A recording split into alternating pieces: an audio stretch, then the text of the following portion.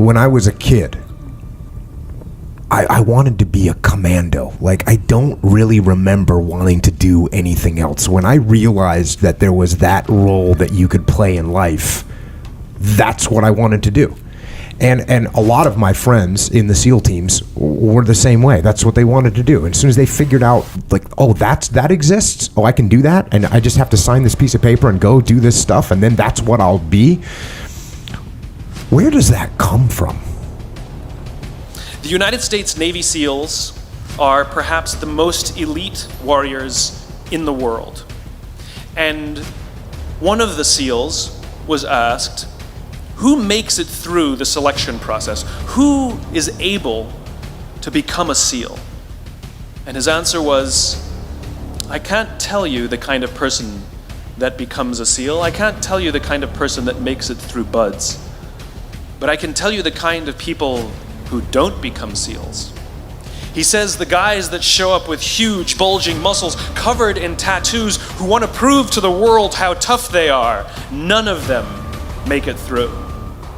He said the preening leaders who like to delegate all their responsibility and never do anything themselves, none of them make it through. He said the star college athletes who've never really been tested to the core of their being, none of them make it through. He says some of the guys that make it through are skinny and scrawny.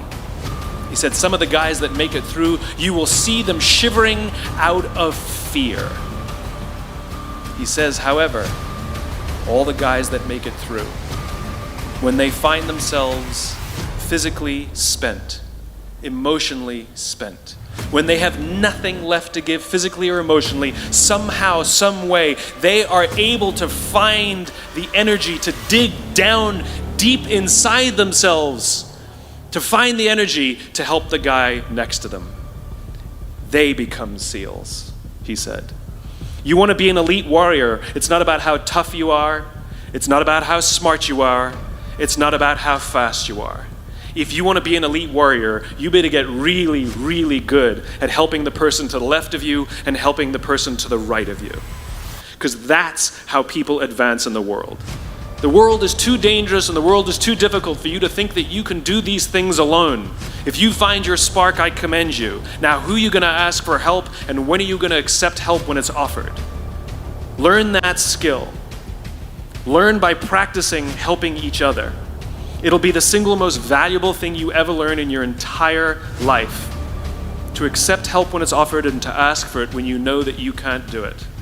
The amazing thing is when you learn to ask for help, you'll discover that there are people all around you who've always wanted to help you. They just didn't think you needed it because you kept pretending that you had everything under control. I've been a Navy SEAL for 36 years, but it all began when I left UT for basic SEAL training in Coronado, California. Basic SEAL training is 6 months of long, torturous runs in the soft sand, midnight swims in the cold water off San Diego, obstacle courses, unending calisthenics, days without sleep, and always being cold, wet, and miserable. It is 6 months of being constantly harassed by professionally trained warriors who seek to find the weak of mind and body and eliminate them from ever becoming a Navy SEAL. But the training also seeks to find those students who can lead in an environment of constant stress, chaos, failure, and hardships. To me, basic SEAL training was a lifetime of challenges crammed into 6 months. So here are the 10 lessons I learned from basic SEAL training that hopefully will be of value to you as you move forward in life. Every morning in SEAL training, my instructors, who at the time were all Vietnam veterans, would show up in my barracks room, and the first thing they'd do was inspect my bed. If you did it right, the corners would be square, the covers would be pulled tight, the pillow centered just under the headboard, and the extra blanket folded neatly at the foot of the rack. It was a simple task, mundane at best, but every morning we were required to make our bed to perfection. It seemed a little ridiculous at the time, particularly in light of the fact that we were aspiring to be real warriors, tough, battle-hardened SEALs. But the wisdom of this simple act has been proven to me many times over. If you make your bed every morning, you will have accomplished the first task of the day. It will give you a small sense of pride, and it will encourage you to do another task, and another, and another. And by the end of the day, that one task completed will have turned into many tasks completed. Making your bed will also reinforce the fact that the little things in life matter.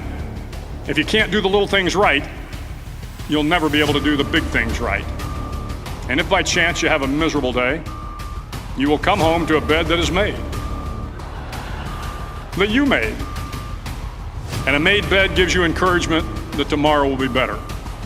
So if you want to change the world, start off by making your bed.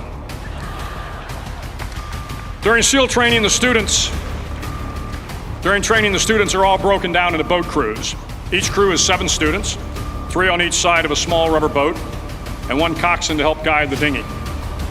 Every day your boat crew forms up on the beach and is instructed to get through the surf zone and paddle several miles down the coast.